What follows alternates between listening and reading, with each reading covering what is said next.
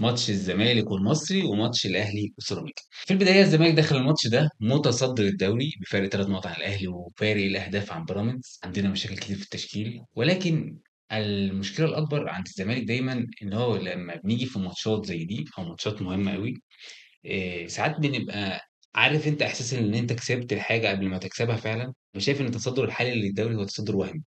ليه؟ لأن في الأول وفي الآخر أنت هتلاعب الأهلي مواجهات مباشرة، هتلاعب بيراميدز مواجهات مباشرة، هتلاعب كل الفرق من الست فرق اللي أنت هتلاعبهم كلهم فرق صعبة وهتواجههم مواجهات مباشرة. أنت لو خسرت من الأهلي، الأهلي خلاص بقى زيك، هيسبقك في الترتيب. لو خسرت من بيراميدز، بيراميدز هيركب على الدوري. هي دي الفكرة. فعشان كده أنت لازم تكون عارف وفاهم الوضع اللي أنت فيه كويس. الزمالك داخل الماتش ده عنده ناقص كتير قوي، عنده غيابات، عنده محمد شحاتة موقوف بسبب الانذارات. احنا عندنا أزمة كده كده في نص الملعب. حلو، هنيجي نتكلم عن موضوع ناصر ماهر وموضوع دونجا، الاثنين اللي مشوا من الفريق والاثنين اللي بسببهم احنا دلوقتي قاعدين في ازمه. ليه؟ ناصر ماهر كان بيلعب 10 معايا، فكان ناصر ماهر بنعتمد عليه في ان هو بيطلع بالكوره. طيب تقول لي انت ليه بتتكلم دلوقتي عن ناصر ماهر وليه يعني اشمعنى في الوقت الحالي؟ ما انا هتكلم دلوقتي عن ناصر ماهر لان انا مضطر العب ادم كاي. انا بصراحه يعني انا من الناس اللي انا مش شايف ان ادم كاي لاعب مفيد قوي للفريق، او هو ممكن يبقى مفيد معاك في ماتش سهل، في ماتش فريق ضعيف بتاع، بس انت مش هتلاقي ادم كاي ده في ماتشات كبيره. هو انا مش مقتنع بيه، هو اللاعب الجامد بيبان من اول لمسه، كورته ممكن شكلها حلو، بس فعليا بقى بيقدم ايه؟ يعني تعال نبص على ارقامه في الدوري، تعال نبص على ارقامه من ساعه ما احنا جبناه. عمل ايه عمل ايه ادم كايد؟ ما عملش اي حاجه، فانت مضطر تلعبه. فهيلعب وقت رقم 10. معتمد جمال عموما ان هو بيطلع احسن حاجه في كل اللعيبه اللي عنده. طلع من خوان بزيرة احسن فورمه ليه. ده بغض النظر عن الفينشنج ده محتاج بيرسونال ترينر تقريبا يدرب بزيرة على ازاي ان هو يخلص الكور، او ازاي تحرك ووضع جسمه لما بيجي داخل انفراد، او ازاي التكنيك بتاع الشوطه نفسه بتاع الكوره. لان الشوطه بتاعته دايما ضعيفه ومش موجهه صح، لو ركنها ضعيفه. طيب لو ما ركنهاش شايطها قويه، ما مش متوجهه خالص. بيطلع من ناصر منسي احسن فورمه لناصر منسي حاليا، بغض النظر عن الماتش اللي فات اللي هو ما كانش مركز فيه بعد استدعائه من المنتخب. لعب مثلا قعد طول حياته كلها بيلعب بعمره ما اتخذ المنتخب، فلما اتخذ المنتخب فساعات كده ايه، لزق الفرحه الزياده دي. فيمكن دي اللي اثرت معاه شويه في الماتش المهم اللي احنا كسبنا وخلاص وصعدنا لنص نهائي افريقيا. فكنا بنلعب في افريقيا ده هيأثر معانا. هيجهد لعيبتك، محتاج تعمل روتيشن في السكواد وانت اصلا ما عندكش لعيبه كفايه في السكواد عشان تعمل بيها روتيشن. طيب هتعمل ايه؟ عندك اصلا نواقص، تشكيلتك اساسا من غير حاجه. احنا لو هنلعب الدوري بس احنا عندنا نواقص، عندنا مشاكل، عندنا غيابات. فانت لازم تكون واقعي. عشان تكسب لازم تكون واقعي، لازم تكون عارف ان انت كسكواد انت اقل من الاهلي واقل من بيراميدز. عندك لعيبه معينه في الفريق احسن من الاهلي واحسن من بيراميدز. كمثال مثلا اخوان بزيرة المركز ده في الزمالك احسن من الاهلي واحسن من بيراميدز. لعيبه تانية شبه ده وشبه ده. باقي اللعيبه، عمق السكواد نفسه، الفريق نفسه لو بصيت على الزمالك مثلا ال 26 لاعب الموجودين انت اقل.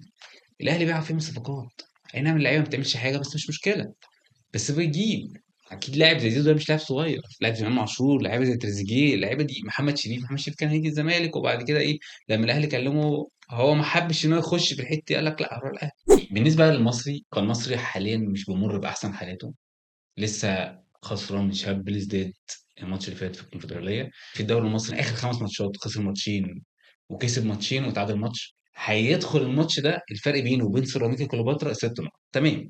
فرق 6 نقط ده يعني بالنسبه للمصري، او بالنسبه انا مثلا لو واحد طبيعي، يعني المصري عايز يصعد كونفدراليه. طيب ماشي، المركز الرابع فرق 6 نقط. محتاج ايه؟ محتاج اكسب سيراميكا واكسب لي مثلا 3 4 ماتشات وكده كده سيراميكا هيقع. فداخل الماتش ده هو عايز يكسب لان هو محتاج المكسب ده عشان يلعب كونفدراليه السنه الجايه. فالماتش هيكون صعب، خصوصا ان هو فريق ما عندوش اي حاجه يخسرها. موضوع اللي احنا بنلعب كونفدراليه ده هيأثر معانا شويه. هيحتاج ذكاء كبير جدا من معتمد جمال ان هو يقدر يريح اللعيبه وفي نفس الوقت يقدر يحافظ على السكواد. مهمه صعبه جدا جدا جدا. انا الدوري ده احنا لو خدناه هيكون ده اكتر دوري انا فرحت بيه، يمكن اكتر من الدوري اللي خدناه مع فيريرا لما كان برضه موقف لنا قيد.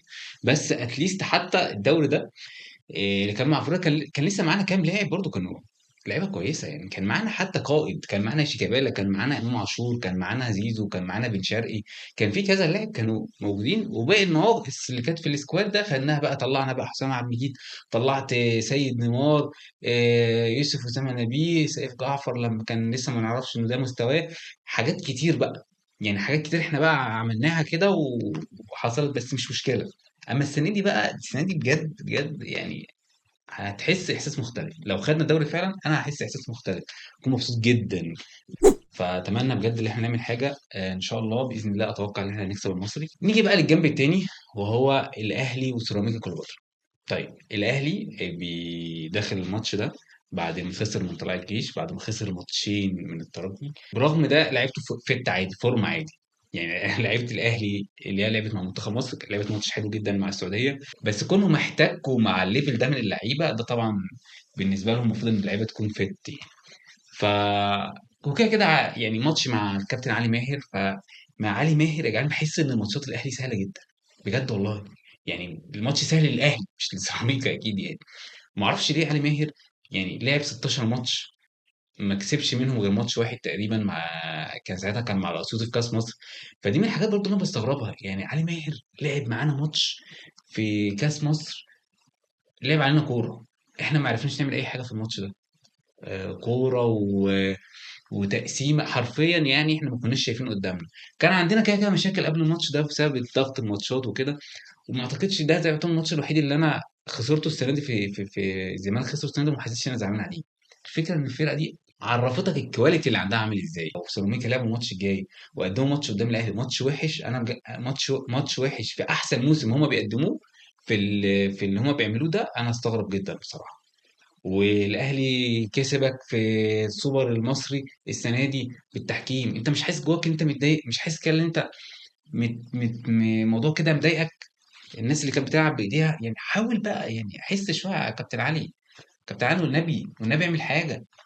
فاتمنى طبعا لسيراميكا التوفيق ان شاء الله الماتش الجاي، بس انا اتوقع ان الاهلي هيكسب.